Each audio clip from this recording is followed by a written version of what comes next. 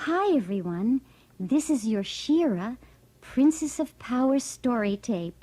Sit back and enjoy an exciting adventure with Shira and all her friends. Okay, here we go with The Jewel of Light. Although all of my friends and adoras here in Etheria are nice, one of my closest, and adoras as well, is Glimmer, the daughter of Queen Angela of Bright Moon. Even when things go wrong in her life, Glimmer manages to make the best of a bad situation and pass on her good cheer to everyone. And believe me, with Hordak and the evil horde nearby in the Fright Zone, Whispering Woods needs all the cheer it can get. Glimmer's power comes from a magnificent jewel in her staff. But that energy is not without limits. Glimmer uses her power to help all her friends. This is the story of what happened one day, when, to her surprise, Glimmer found that the Jewel of Light was running out of power. It all started when Glimmer and Adora were strolling through the woods. Glimmer knew me as Adora, and no one in Etheria knew that Adora and I were really the same person. While walking, Glimmer and Adora came upon the lovable and forgetful Madame Razz. Oh, dearie ma, here I am trying to brew up a fresh batch of magic potion, and I do declare without my glasses I'm finding it dreadfully hard to read this old recipe. Let's see. 3 drops of oil of newt, 1 pinch of dried cobwebs. So far, so good. Now, for the last ingredient, 1 iota of... what's it say? Oh, fliggity bats, I can't read it. Glimmer and Adora had been watching Madame Razz struggle without her glasses when Glimmer said, "Perhaps I can help you finish your magic potion, Madame Razz." Oh, dearie my, I can use all the help I can get. But how would you do it, Glimmer? By using my magic staff, I can create a magnifying glass out of light. At that point, Adora reminded Glimmer, "The magnifying glass won't last forever, but it should be around long enough to help Madame Razz read her recipe." Oh, dearie my, Glimmer, that would certainly be a help. And thank you too, Adora. With a wave of her wand, Glimmer made a powerful magnifying glass appear in front of Madame Razz. Then she asked, "Can you read it now?" Why, yes, I can. 1 iota of petrified frog hairs, then shake well. Oh, dearie my, it's...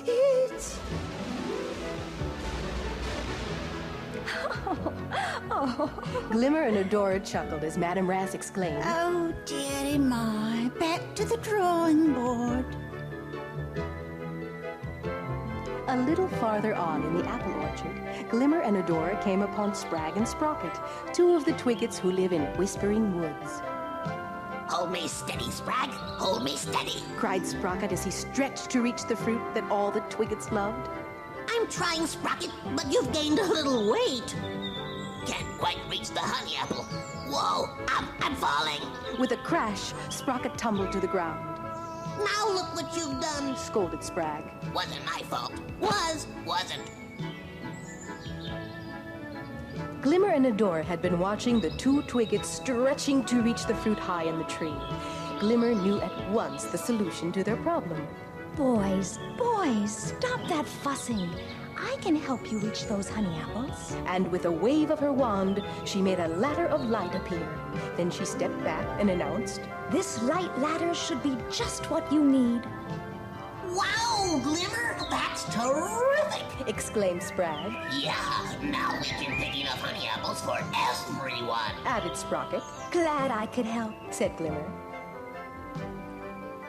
But Glimmer, are you sure you aren't using up too much of the jewel's power? Adora asked, as she looked at the jewel and wondered if it wasn't glowing a little less brightly than usual. "Oh, Adora, the Jewel of Light is more powerful than that," replied Glimmer. Just before Adora and Glimmer parted company in the woods, Adora reminded Glimmer, "Better keep an eye on the Jewel of Light, Glimmer. It might need recharging soon." Meanwhile, in another part of Whispering Woods, Bo was out for a peaceful stroll when he was spotted by a platoon of horde troopers from the Fright Zone. Why, look! It's that rebel leader called Bo! Cried the trooper leader. Hordak would be pleased if we captured him! After him, men! After him! As soon as Bo spotted the troopers, he exclaimed. Uh-oh. I'd better make a run for it. Bo took off like a flash with the horde troopers right behind him. He was just a few hundred feet ahead of them when he reached the outside of the rebel camp. Glimmer was just returning to the camp when she spied Bo.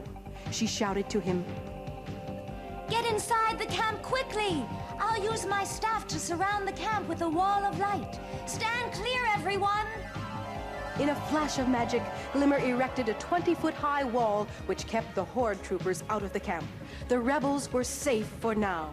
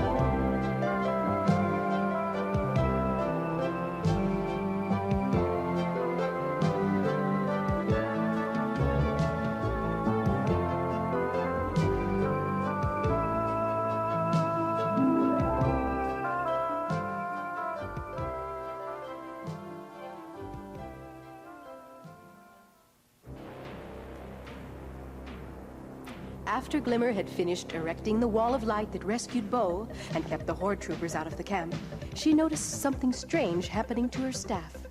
Oh no! It looks like Adora was right.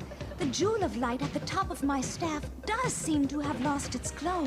Glimmer had used it to create a magnifying glass for Madame Raz, a light ladder for the Twiggets, and now the wall to help save the rebel camp. My magic staff will need at least 3 hours of bright sunlight to charge it full of energy again. But down here beneath the trees, I'll never find enough sun to do that. The wall will last only a few hours, then disappear. And when it does, those evil horde troopers will be waiting to capture us. Oh, dearie my, this is terrible, terrible. Cried Madame Raz as she and all the Twiggets huddled around Bo for protection. Glimmer tried to sound brave as she told them, Don't worry, everyone. I'll think of something. but Glimmer was secretly frightened as she whispered to herself, This time we need a miracle. That's the only thing that can save us now. Oh, why didn't I listen to Adora's warning? The sound of the horde troopers pounding on the wall of light surrounding the rebel camp echoed throughout Whispering Woods. The troopers were angry and impatient. They were not used to waiting for anything. Inside the camp, Glimmer feared that the troopers' wait would soon be over. The magic wall of light won't last forever, And now that my staff has lost its power, I can do nothing to help my friends. I'm afraid we'll all be captured. Spragg stepped forward bravely. Don't worry, Glimmer. We'll fight those horde troopers. Sprocket followed. We sure will. We may be small, but we're fast. Glimmer knew that her friends were trying to cheer her up. She smiled at them, but kept her eyes fixed on the horde troopers just a few yards away on the other side of the magic wall.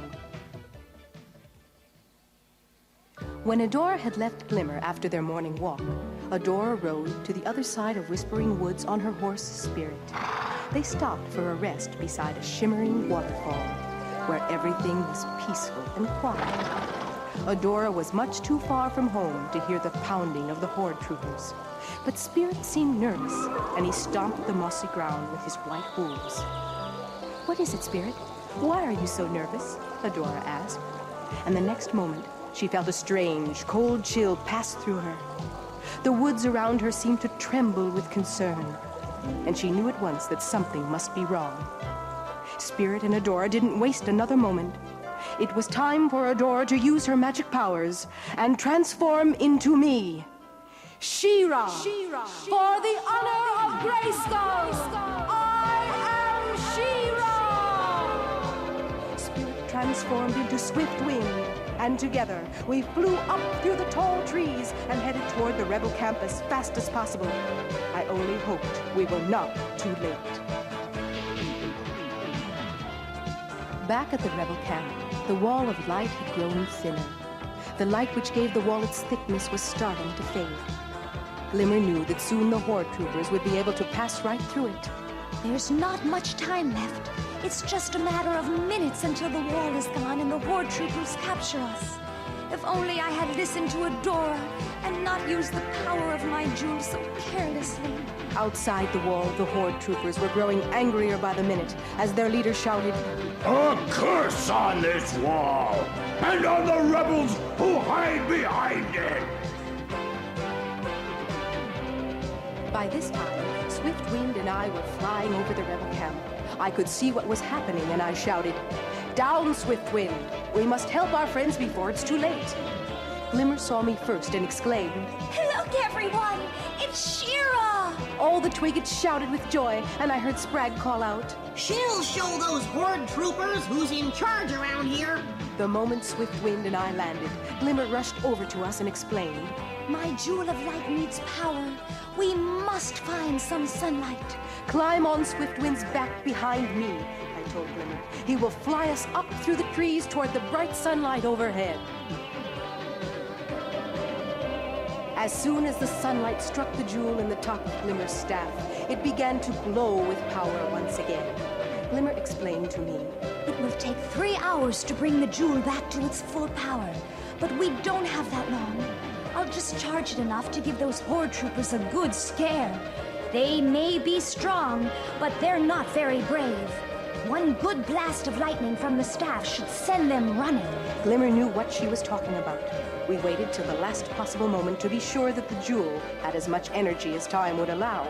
Then I shouted, "Down, Swift Wind! Take us down!" Swift Wind responded at once. Glimmer and I began our attack on the horde troopers. We were a few hundred feet over the heads of the horde troopers when Glimmer let loose a strong blast of lightning from her magic staff. It crackled through the air and exploded with a colossal flash and rumble. "By Hardak! What was that?" Cried a trooper. "It's an explosion! Run for your lives! We're under attack!" Shouted the leader. Like frightened children, the platoon of horde troopers ran in all directions out of Whispering Woods and back into the fright zone.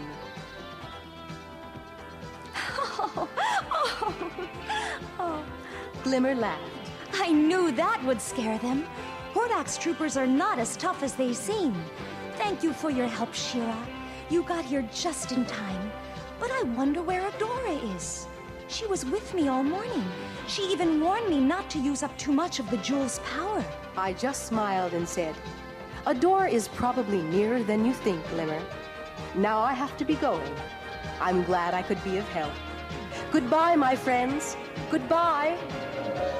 All the rebels cheered as Swiftwind and I soared up through a clearing in the treetops and disappeared into the clouds.